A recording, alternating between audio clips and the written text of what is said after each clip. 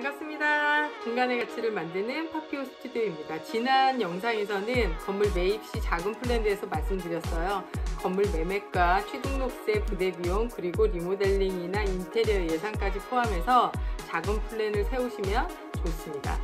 이번 영상에서부터는 파피오가 진행한 목포 꼬마 빌딩 건물 리모델링과 공유 오피스 인테리어 과정을 말씀드리려고 해요. 자, 깔끔한 공실이 아니고서는 모든 공사의 첫 번째 단계인 철거부터 진행을 하게 되는데요. 철거 진행 시 견적받는 방법과 추가 요금과 분쟁을 미연에 막을 수 있는 팁 설명드리고, 목포 꼬마 빌딩이 어떻게 철거를 진행했는지 말씀드리도록 할게요. 철거 견적은 보통 평당으로 많이 진행됩니다. 하지만 철거는 무조건 원하는 공간을 다 부수는 것이 아니기 때문에 철거 진행 공간 상황에 따라 장비와 현장의 특성이 반영된 견적서를 받으셔야 합니다.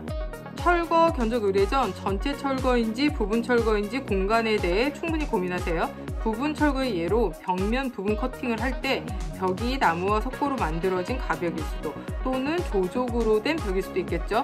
인건비와 장비, 폐기물 처리 비용까지 모두 영향이 있기 때문에 공간의 특성에 대해 상세하게 알고 계시는 것이 좋습니다.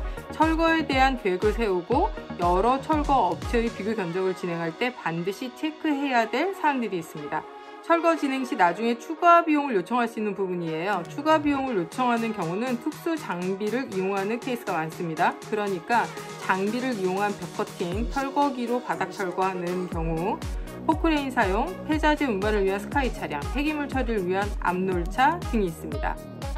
철거 현장 상황에 따라 틀리겠지만 여러 명의 작업자를 이용한 철거보다 특수 장비를 이용해서 짧게 철거를 진행하는 것이 전체 철거 비용이 적게 들 수도 있습니다.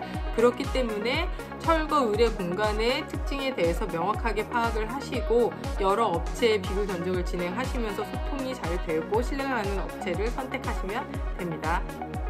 현장의 특수성을 고려하지 않은 견적의 철거 업체는 철거를 진행하면서 추가 비용을 요구하는 경우가 많습니다. 그렇기 때문에 계약서를 작성하실 때 특수 장비와 폐기물 처리 비용까지 자세하게 체크하신다면 불필요한 추가 비용과 업체와의 분쟁 없이 철거 현장을 마무리하실 수 있을 겁니다. 건물의 철거 기간 약 한 달 걸렸고요. 그리고 건물의 철거 특성을 파악한 이후에 지역 철거 업체 3곳의 비교 견적을 진행한 이후에 가장 소통이 잘 되는 업체를 선택하고 계약 후 철거 진행했습니다. 자, 목포 건물의 철거 현황은 정말 고난이도였어요. 왜냐하면 노꼬마 빌딩의 전체 리모델링과 공유 오피스 인테리어 컨셉에 맞게 1층의 입주사를 제외하고 모든 층에 골조만 남기고 철거를 진행한 상황이었고요. 건물 현황이 1층은 핸드폰 매장, 2, 3층은 한의원, 4, 5층은 영업시설이 그대로 남아있는 노래방과 비디오방, 그리고 5층의 반은 폐기물이 그득한 옥상이었고요. 6층에는 흙이 가득한 정원까지 있었기 때문에 폐기물의 양이 정말 어마어마했습니다. 2, 3층의 한의원, 4, 5층의 노래방, 비디오방이 모두 가벽이 많은 업종이고 사용하던 시설 기자재를 같이 처리해야 했기 때문에 특히 폐기물 처리비가 많이 드는 현장이었습니다. 5층 옥상은 폐기물과 오래된 배관들, 그러니까 야외 창고 수준이었는데 이 공간이 나중에 어떻게 변신하는지 기대해주세요. 그리고 6층 옥상으로 올라가는 계단의 일부는 스튜디오와 루프탑으로 나가는 출입문을 만들기 위해서 벽면 커팅 작업을 진행했고, 무게를 예측하기 힘든 엄청난 양의 화단의 흙까지 모두 철거 진행했습니다. 폐기물 처리는 대부분 스카이 차량을 활용했는데요. 건물이 상업지역의 위치 전면이 목포 KTX역 대로변이라 건물 후면 도로를 이용하기 위해서 건물 뒤쪽에 있는 회사가 쉬는 일요일에 양해를 구해 폐기물 처리 작업을 진행하면서 최대한 마찰을 줄여 철거 작업을 마무리했습니다. 철거를 진행하면서 비용을 아낄 수 있는 팁은 부엌, 목욕탕, 샤시, 철거 업체한테 전체를 맡기지 마세요. 각 공정의 업체를 찾아서 철거 후 시공까지 진행하시면 약간의 비용이 더 들기는 하지만 전체적인 철거 비용을 줄이면서 각 공정의 마무리까지 깔끔합니다.